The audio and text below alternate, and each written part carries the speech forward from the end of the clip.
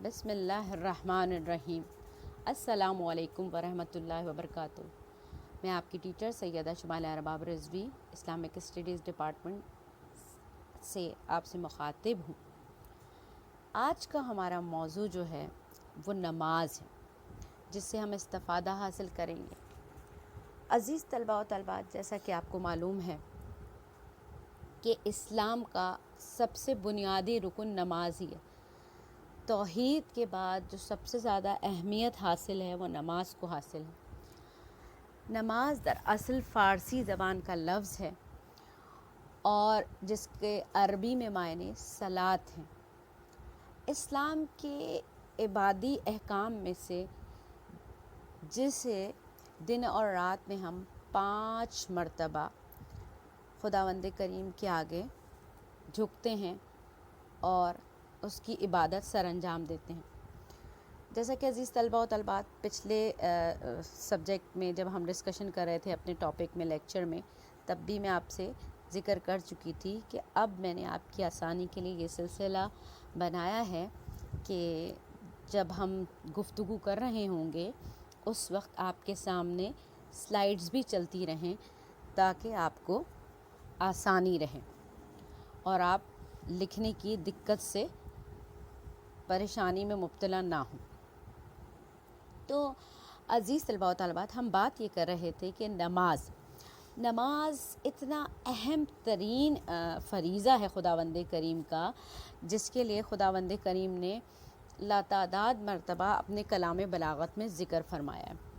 نماز اسلامی عبادتوں میں پہلی عبادت ہے جو پیغمبر اکرم صلی اللہ علیہ وسلم اور آپ کے ماننے والوں پہ مکہ مکرمہ میں واجب ہوئی ہے۔ نماز مسلمانوں کی اہم ترین عبادت ہے۔ دیکھیں کتنی خوبصورت عبادت ہے کہ اللہ کے نبی نے اس کو اپنے لیے لازم تو خداوند کریم کی ہر عبادت کو نبی کریم نے اپنے اوپر کیا ہوا تھا اور کرتے تھے، چونکہ اللہ کے محبوب نبی تھے، لیکن اتنی زیادہ عبادتوں میں مشغول رہتے تھے کہ اللہ پاک نے آخرکار حکم کی صورت ہی کہہ لیجیے آپ، جب آیتیں نازل ہوتی تھی، اللہ اپنے پیارے نبی کو کہا دیا، نہیں محمد مصطفیٰ صلی اللہ علیہ وسلم، میرے پیارے حبیب، میرے محبوب، کچھ وقت کچھ لمحے آپ آرام بھی فرمایا کریں، لیکن میرے پیارے نبی صلی اللہ علیہ وسلم جو اس دین کے بانی، اس دین کو ہم تک پہنچانے والے، وہ خداوند عالم کے آگے ہر وقت جھکنے کو تیار رہتے تھے، کہ اپنے محبوب کے آگے ہر وقت جانے کے لیے تیار رہتے تھے، اور ہم ان کی امت کیسے ہیں کہ سب سے زیادہ نماز سے بھاگنے کو تیار رہتے ہیں۔ المیہ ہے یہ آج کا ہمارا اس دور کا۔ اچھا، بات کرتے ہیں نماز کے معنی کے۔ نماز کے معنی جیسے کہ آپ کو بتا چکی ہوں، فارسی کا لفظ ہے اور عربی میں اس کو صلاۃ کہتے ہیں۔ نماز کے معنی ہے دراصل خم ہونا، یعنی جھکنا، بینڈ کی پوزیشن نا، پروردگار کی تعظیم اور تکریم کے لیے سر جھکانا، بندگی اور اطاعت کا اظہار کرنا۔ تو اور اس کے علاوہ نماز کے جو معنی ہیں نا، بعض آیات کے مطابق اس کے معنی دعا کے ہیں، یعنی خداوند کریم کے آگے عجز و انکساری سے اس کو پکارنا۔ اچھا، اور سب سے جو دلچسپ بات ہے کہ خداوند کریم نے دعا کو نماز کا لازمی جز قرار دے دیا ہے۔ نماز ایک بہترین اور اہم ترین عبادت ہے جو خداوند کریم نے روز اول سے اپنے تمام انبیاء پر نازل کر کے ان کو اس سرزمین پہ اتارا تھا۔ اگر ہم مختصر اس کا تاریخ چاہے آپ دیکھیں گے تو اس میں مختصراً ایک تعارف دیا گیا ہے کہ تمام شریعتوں پر کس طرح سے نماز فرض کی گئی ہے۔ اس میں قرآن کی آیات کے ریفرنسز کے ساتھ ساتھ بیان ہوا ہے کہ تمام شریعتوں میں نماز کا وجود مختلف انداز میں، جیسے کہ قرآن پاک میں حضرت ابراہیم کے بارے میں ارشاد ہے کہ پروردگار مجھے اور میری ذریت کو نماز برقرار کرنے والوں میں سے قرار دے دے۔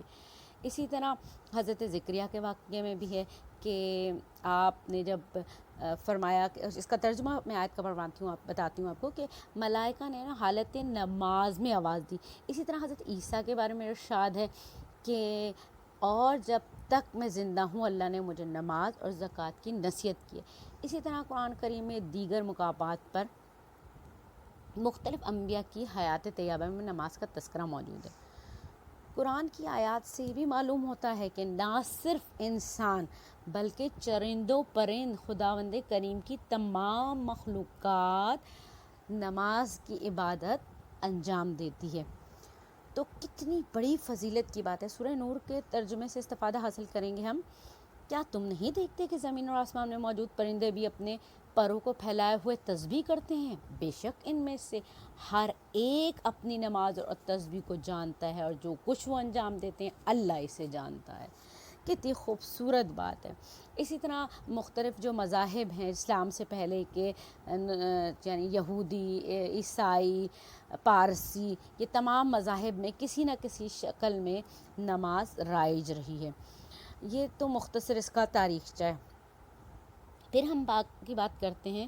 اچھا، سب سے انٹرسٹنگ بات یہ کہ جب اسلام کا ابتدائی دور تھا تو نبوت کا جب اس وقت تک اعلان نہیں کیا تھا نبی کریم صلی اللہ علیہ وسلم نے، لیکن آپ صلی اللہ علیہ وسلم حضرت خدیجہ، ام المومنین حضرت خدیجہ سلام اللہ علیہ ہے، اور حضرت علی علیہ السلام کے ساتھ نماز ادا کرتے تھے۔ اچھا، پھر نماز پنجگانہ کا وجوب مدینے کی طرف ہجرت سے تقریباً 18 مہینے پہلے شب معراج میں ہوا، یعنی واجب کی گئی ہے۔ آپ سمجھیں شب معراج کا ایک تحفہ تھا خداوند کریم کی طرف سے نا۔ پہلے یہ نمازیں 2 رکعت تھیں، ہجرت کے پہلے سال میں اس میں 7 رکعت کا اضافہ ہو گیا۔ اچھا جی، نماز کا مقام جو ہے، میرے خیال میں کوئی مومن مسلم ایسا نہیں ہوگا جس کو نماز کا مقام معلوم نہ ہو۔ نماز کا مقام ہر ایک چھوٹے بچہ بھی آپ سے بیان کر سکتا ہے اگر آپ اس سے نماز کی اہمیت کے بارے میں پوچھیں۔ تو عزیز طلباء و طالبات، ہم صرف آپ سے اتنا بیان کریں گے کہ نماز میں مختلف جگہوں پہ قرآن کریم کا ذکر ہے، جبکہ 98 جگہ پہ خاص کر جو ہے نماز کا لفظ استعمال ہوا ہے۔ اس کے علاوہ 700 سے زیادہ جگہوں پہ قرآن کا مختلف انداز میں اور مختلف طریقوں میں ذکر کیا گیا ہے۔ خداوند کریم نمازیوں کو اپنا قریب ترین اور مقرب ترین بیان فرماتا ہے، اور جو نماز نہیں پڑھتے ہیں ان کو اپنے سے دور سمجھتا ہے، ان کو دوستی قرار دیتا ہے۔ یہاں پہ ایک بات آپ کو بتاتے ہی چلوں پیارے طلباء و طالبات، کہ خداوند کریم نے نا، آپ دیکھیں کتنی عبادتیں ہم پہ فرض کی ہیں، لیکن نماز وہ واحد عبادت ہے جو کسی صورت میں معاف نہیں ہے، کسی صورت میں معاف نہیں ہے۔ خواہ آپ بیمار ہوں، خواہ آپ سفر میں ہوں، خواہ آپ جنگ میں ہوں۔ ہاں البتہ اس میں کمی بیشی ضرور ہے کہ اگر آپ حالت جنگ میں ہیں تو آپ کس طرح سے نماز پڑھ سکتے ہیں، اگر آپ حالت سفر میں ہیں تو آپ اس کو قصر کر کے پڑھ سکتے ہیں، بیمار ہیں تو قضا کر کے پڑھ سکتے ہیں۔ اسی طرح مطلب کوئی صورت ایسی نہیں ہے جس میں آپ کی نماز کی معافی ہو۔ تو جیسے حج ہے، بلند ترین فضیلت ہے، ایک اللہ پاک کی سب سے اہم ترین اور سب سے برگزیدہ عبادت ہے، جس میں تمام عبادتوں کا مجموعہ شامل ہو جاتا ہے، لیکن وہ بھی کیا ان افراد پر، ان مومنین مسلمین پر فرض ہے کہ جو مالدار ہیں، جو استطاعت رکھتے ہیں۔ لیکن نماز ہر مومن پہ فرض ہے، ہر مسلم پہ فرض ہے۔ تو نماز کی اہمیت تو خود ائمہ، انبیاء اور رسولوں نے کئی جگہ بیان فرمائی، اور بالخصوص ہمارے نبی کریم صلی اللہ علیہ وسلم اور ہمارے ائمہ نے بہت جگہ نماز کی جو اہمیت ہے وہ بیان کی ہے، کہ نماز مومن کی معراج ہے، نماز دین کا ستون ہے، نماز ایمان کی نشانی ہے، خدا سے قربت کی نشانی ہے، یعنی خدا سے قربت کا وسیلہ ہے، اسلام کا پرچم ہے اور اس کی نشانی ہے، سب سے امپورٹنٹ چیز ہے، جنت کی چابی ہے۔ یعنی جب ہمارے پاس کسی چیز کی چابی ہوتی ہے تو ہم آرام سے اس کے اندر جا بھی سکتے ہیں اور آ بھی سکتے ہیں۔ تو جنت میں جانے کا سب سے بہترین جو ہمارے پاس انسٹرومنٹ کہہ لیں، آلہ کہہ لیں، طریقہ کار کہہ لیں یا گیجٹ کہہ لیں، وہ نماز ہے، یعنی نماز جنت کی چابی ہے۔ پیغمبر اکرم صلی اللہ علیہ وسلم کی آنکھوں کا نور ہے۔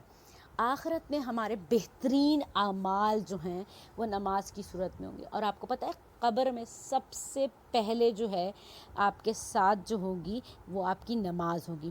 قیامت کے دن جو آپ سے سب سے پہلا سوال کیا جائے گا وہ نماز کے بارے میں ہی ہوگا۔ ایک حقیقی مسلمان اور مومن کی پہچان ہے، قبر کی تاریکی میں انسان کی مونس مانے ساتھی ہے.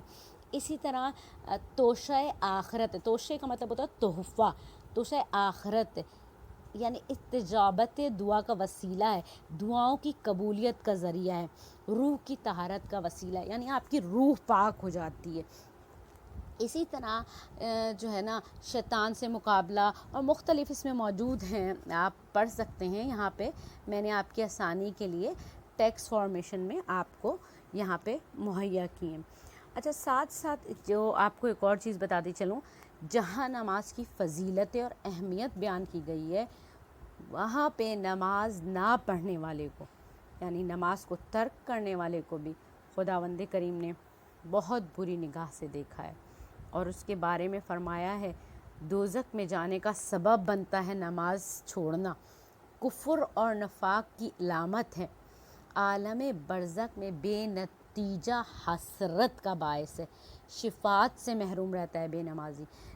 بے نمازی کی عمر بے برکت ہوتی ہے، اس کے مال میں برکت نہیں ہوتی، اس کا چہرہ بے نور ہوتا ہے، اور جو ہے نا اس کے اعمال کا اس کو ثواب نہیں مل پاتا، اس کی دعا نہیں قبول ہوتی، قبر کی تاریکی ہوتی ہے، اس کے ساتھ فشار قبر ہوتا ہے. خداوند کریم ہمیں سب کو اس منزل سے بچائے.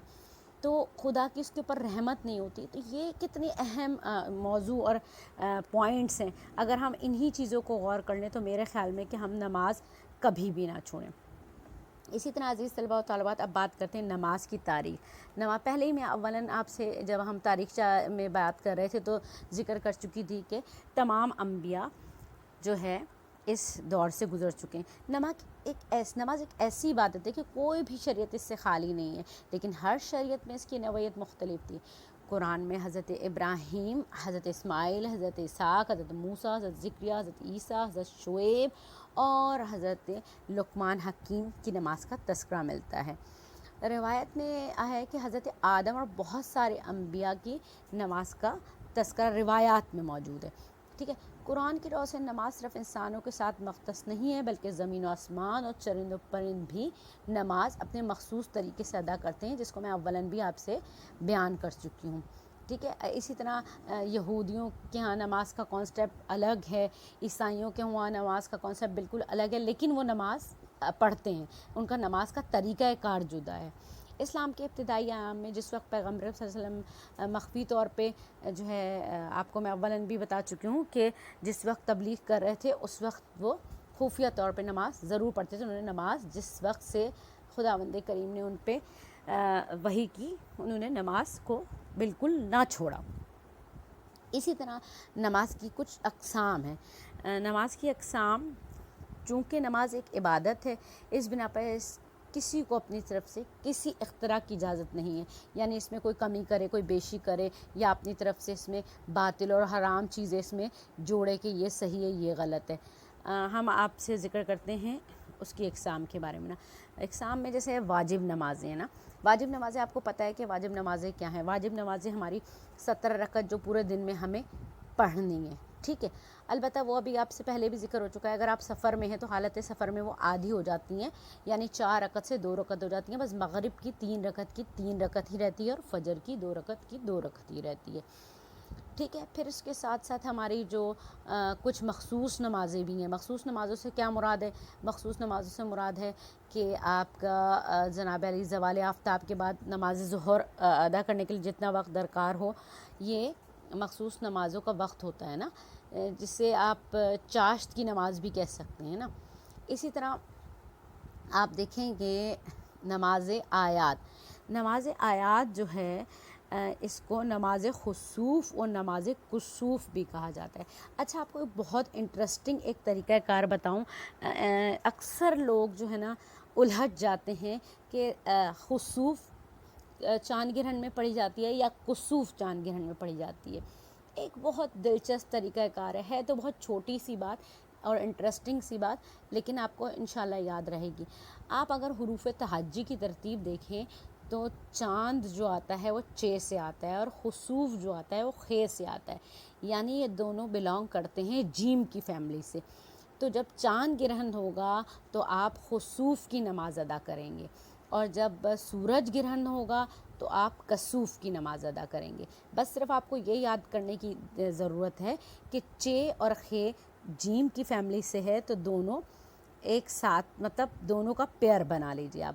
یہ بڑی آسانی سے آپ کو یاد ہو جائے گی. اور اس کے ساتھ ساتھ یہ جو نماز آیات ہیں یہ آپ زلزلہ جب آتا ہے تب، سیلاب آ جائے، یہ کوئی بھی آسمانی آفت کی صورت میں پڑھی جاتی ہے. نماز قضا ہیں، اس کے علاوہ نماز میت ہے، یہ آپ کی جو ہے نا. اور جو سب سے امپورٹنٹ چیز ہے آپ کے والد کی قضا نمازیں، جو بڑی اولاد پہ بالخصوص تو فرض ہوتی ہیں لیکن باقی اولادیں بھی پڑھ سکتی ہیں. اسی طرح مستحب نمازیں ہیں. مستحب نمازوں میں آپ کی جناب علی کون کون سی نماز آتی ہیں؟ نماز شب. اب نماز شب جو ہے اسے آپ تہجد کی نماز بھی کہتے ہیں.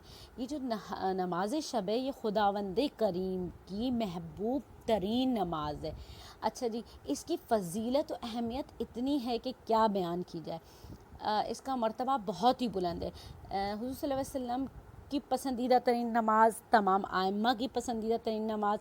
اس نماز کا پڑھنے والا اتنی زیادہ فضیلت رکھتا ہے کہ کیا بیان کریں. کہ اس کی جو ہے نا دل و دماغ روشن ہوتا ہے، کبھی اس پہ قرضہ نہیں ہوتا، کبھی پریشانی میں مبتلا نہیں ہوتا، پل صراط سے سکون سے گزر جاتا ہے، گزر جائے گا یعنی. اور اس کو کوئی پریشانی، زندگی دنیاوی چیزوں سے اس کی محبت کم ہو جاتی ہے اور اللہ سے اس کا لگاؤ بڑھ جاتا ہے. یہ نہیں کہ وہ ملنگ ہو جاتا ہے، اور جو ہے اس کی توبہ جلدی قبول ہوتی ہے، اس کی دعا جلدی قبول ہوتی ہے. تو بڑی فضیلت والی نماز ہے. اسی طرح نماز جمعہ ہے. نماز جمعہ اسلام کا ایک اہم ترین سیاسی اور عبادی رکن ہے. سیاسی سے مراد یہ ہے کہ آپ وہاں پہ پورے جو روزانہ روٹین میں آپ کو پتہ ہے لوگ بزنس، آفس، ادھر ادھر جاتے ہیں اور اپنے اپنے مختلف مقامات پہ نمازیں ادا کرتے ہیں، لیکن نماز جمعہ کے دن وہ اپنے اپنے علاقوں میں موجود ہوتے ہیں اور ایک جگہ جمع ہو کے اجتماعی طور پہ پڑھتے ہیں. تو بہت بڑا اجتماع ہوتا ہے. عام آپ دیکھیے گا اور جو روزانہ روٹین کی نماز ہوتی ہیں اس سے بڑا اجتماع ہوتا ہے. تو خداوند کریم یہ بھی فرماتا ہے کہ جب مؤذن کی آواز بلند ہو جائے تو نماز جمعہ کے لیے اور نماز جمعہ کے لیے اذان دی جائے تو کاروبار کو چھوڑ کر نماز کی ادائیگی کرو. مطلب اتنی اہمیت ہے. تو آپ نے نماز جمعہ بالخصوص ساری نماز فرض ہیں لیکن نماز جمعہ بہت اہمیت کی حامل ہے. نماز جمعہ کی اہمیت کا اندازہ آپ اس بات سے لگا سکتے ہیں کہ اس کا ثواب اتنا ہے کہ نماز جمعہ کا ثواب حج پر جانے کی جو استطاعت نہ رکھتے ہوں ان کو حج کے ثواب کے برابر جو ہے ثواب ملتا ہے نماز جمعہ ادا کرنے سے. تو یہ تو تھے کچھ نمازوں کے بارے میں. اب آپ سے بات کرتے ہیں نماز کے احکامات. نماز کے احکامات کیا ہوتے ہیں؟ نماز کے احکامات یہ ہیں کہ آپ نماز جس وقت پڑھ رہے ہیں اس وقت آپ کا لباس پاک ہو، جس جگہ آپ نماز پڑھ رہے ہیں وہ جگہ پاک ہو، اور ساتھ ساتھ آپ بالخصوص جس وقت آپ نماز پڑھیں آپ کا رخ کعبے کی جانب ہو. اچھا، غسل اور وضو اور تیمم یہ 3 حالتیں ہیں نا نماز سے پہلے کی. غسل تو لازم ہے. اگر آپ کے پاس پانی موجود نہیں ہے، بالکل کہیں بھی کوئی پانی کا ذریعہ نہیں ہے، تو پھر آپ تیمم کریں گے. تو یہ تو تھی نماز کے احکام کے. پھر واجبات جو ہیں نمازوں کے وہ یہاں پہ موجود ہیں کہ 11 چیزیں واجب ہیں. اور اس کے علاوہ آپ آگے پڑھتے ہیں کیونکہ ہمارے پاس دامن وقت میں گنجائش بہت کم ہوتی ہے. آپ سے ہم ڈسکس کریں گے حکمت اور فلسفے کے بارے میں. حکمت اور فلسفہ کیا ہے نماز کا؟ نماز کی حقیقت یاد خدا ہے. نماز روح بندگی کو قوت بخشتی ہے. یہاں تک کہ اگر انسان نماز میں مکمل حضور قلب پیدا نہ کر سکے اور فرمان الہی کی خاطر عبادت کو انجام نہ دے سکے تو انسان ایک حد تک خدا کی بندگی کا اظہار کرتا ہے. اس طرح کی عبادتیں اگرچہ جو ہے جزا کا استحقاق رکھتی ہیں لیکن یہ حقیقت میں روح عبادت سے خالی ہوتی ہیں جس کا خدا نے ہم سے تقاضا کیا. دیکھیں کتنی گہری بات ہے. نماز بندگی یعنی خدا کی، اس میں نا ہمیں اتنی زیادہ کنسنٹریشن جو آج کل ہماری معذرت کے ساتھ، بہت زیادہ معذرت کے ساتھ ہماری نمازوں میں موجود نہیں ہے. نماز کی کنسنٹریشن تو اتنی ہونی چاہیے. آپ یہ سوچیں کہ آپ جو ہے آپ کس بڑی اور بلند ہستی کے سامنے کھڑے ہیں نا، تو آپ کتنا ڈیپ ہو کے اس کے بارے میں سوچیں کہ آپ اس کے آگے کھڑے ہیں. آپ کو تو آپ بڑے بڑے بزرگ علماء کرام انبیاء ائمہ کانپتے تھے نماز پڑھتے ہوئے. امام زین العابدین علیہ السلام جو مشہور ہیں عبادتوں کے لیے، وہ جس وقت کھڑے ہوتے تھے مصلی پہ کانپتے تھے. تو خدا نہ خواستہ نعوذ باللہ عظیم ہستیاں کوئی گناہ گار تو نہیں تھیں، لیکن وہ ان کی سوچ تھی کہ ہم اپنے پروردگار کے سامنے اس کے روبرو موجود ہیں. تو ہم یہ نہیں سوچتے، ہمارا سب سے بڑا مسئلہ ہے. اسی کے ساتھ ساتھ جو ہے فلسفہ نماز ابھی اسی میں موجود ہے، آپ اس کی تحریر سے ضرور استفادہ حاصل کریے گا. پھر نفل نمازوں میں جو ہے آپ کی نماز اشتراک، نماز چاشت، نماز خوف، نماز کسوف، نماز سفر، نماز استسقاء، یہ جو ہے نا مختلف اوقات میں نمازیں پڑھی جاتی ہیں. مختلف سے تو آپ فیملیئر بھی ہیں. اور نماز استسقاء تو اس سال خداوند کریم نے اپنا معجزہ دکھایا. آسٹریلیا میں جب جنگلات کی آگ نہ بجھی تو مسلمانوں کے گروہ نے وہاں جا کے نماز پڑھی، پورے گروپ نے، اور خدا کا معجزہ پوری دنیا نے دیکھا کہ اس نماز نے کیا معجزہ دکھایا کہ جنگل کی آگ وہ بجھ گئی. اچھا، نماز کی واجبات بھی اس میں موجود ہیں، یہ آپ اس سے استفادہ حاصل کر سکتے ہیں اس تحریر سے. ساتھ ہی ساتھ ہم ذکر کرتے ہیں سنت نمازوں کا نا. دیکھیں سنت نمازیں کون سی ہوتی ہیں جو ان کی تاکید یعنی فرض کی جیسی تو نہیں ہوتی ہے، لیکن ان کو پڑھنے کا ثواب بہت ہے. کیسے اس کا ثواب کیا ہے؟ دیکھیں آپ سے جو اپنی فرض نمازوں میں کوئی غلطی ہو جاتی ہے، کوئی چیز چھوٹ جاتی ہے، کوئی رہ جاتی ہے، تو وہ بیلنس کرتی ہیں آپ کی نمازوں کو نا، آپ کی نمازوں کو بیلنس کرنے کے لیے ہوتی ہیں. تو یہ آپ کی سنت نمازیں جو ہیں آپ کے لیے ایک طرح سے سپورٹنگ مٹیریل کہہ لیں آپ، سب ہو جاتا ہے.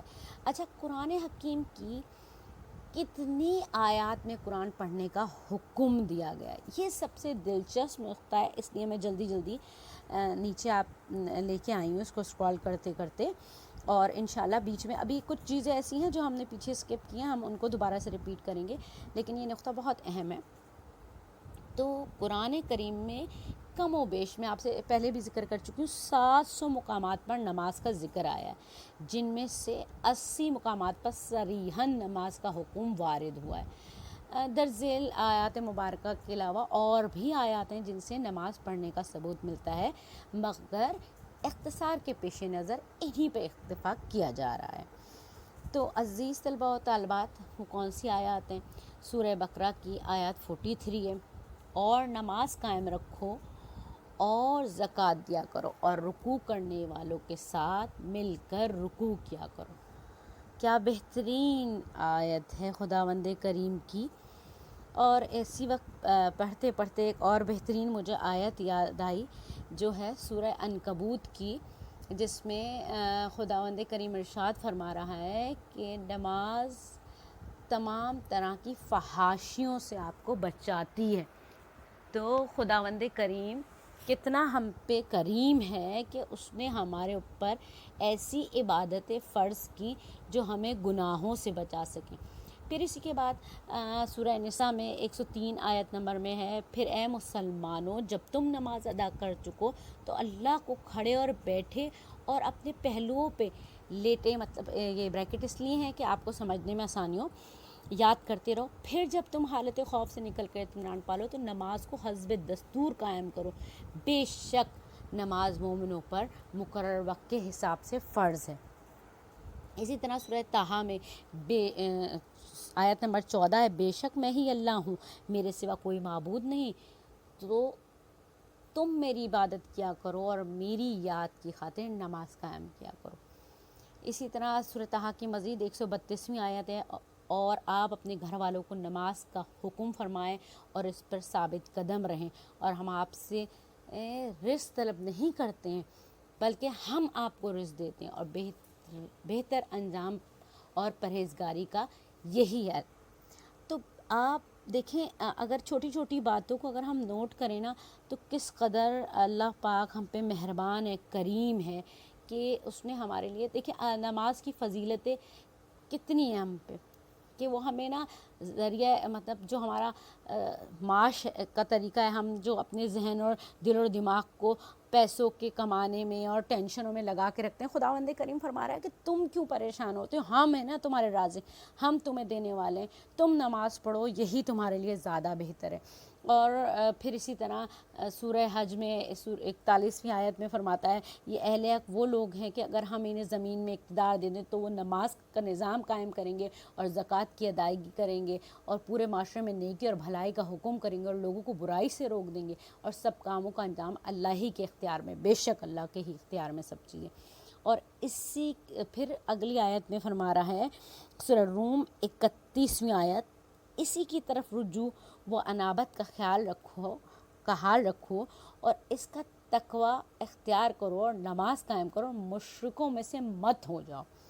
یعنی مشرک نہ بن جانا۔ مشرک کیسے نہ بن جانا؟